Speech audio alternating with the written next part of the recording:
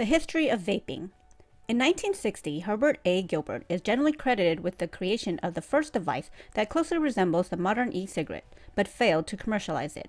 In 2003, what would become the first commercially successful electronic cigarette is created in Beijing, China by Hong Li. 2006, April of this year, electronic cigarettes was introduced in Europe, and in 2006 and 7, electronic cigarettes was introduced to the United States.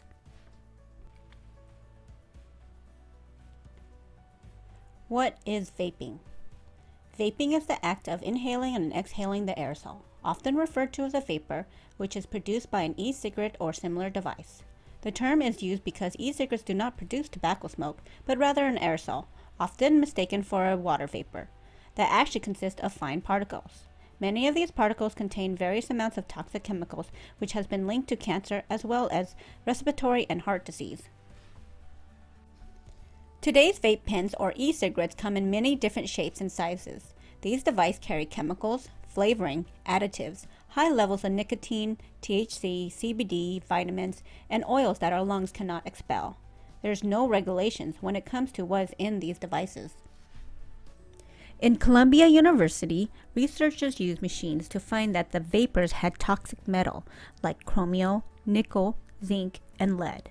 As we all know, there is no safe levels of lead. In the 2016 National Youth Tobacco Survey found 1.7 million high school students and 500,000 junior high students have used e-cigarettes in just the 30 days before the survey was taken.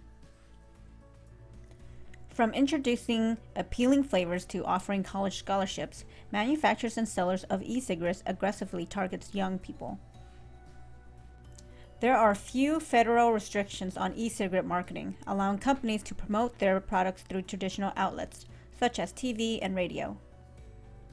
And a jewel or pen, which are easily hidden in students' backpacks, are the most common type of e-cigarettes, which contain pods or cartridges, which contain more nicotine than a pack of cigarettes.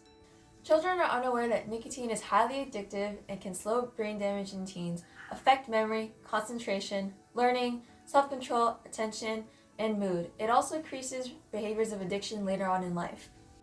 As you can see, jewels can be easily hidden, and the smoke vapor quickly dissipates. Some kids will zero out. Zeroing out means holding the smoke in until it's all gone, but these devices have oil in lungs that cannot expel.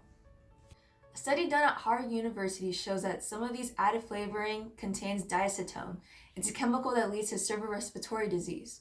When inhaled, the liquid condenses in the lungs and disables protective cells.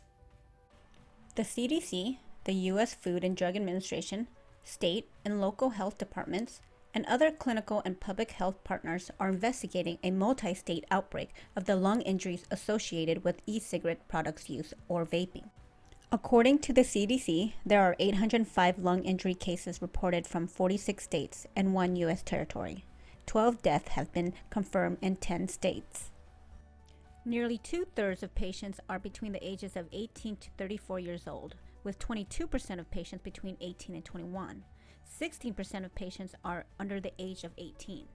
Research into the pathology of vaping-associated lung injuries is in its early stages, but a Mayo Clinic study published in the New England Journal of Medicine finds that lung injuries from vaping most likely are caused by direct toxicity or tissue damage from noxious chemical fumes.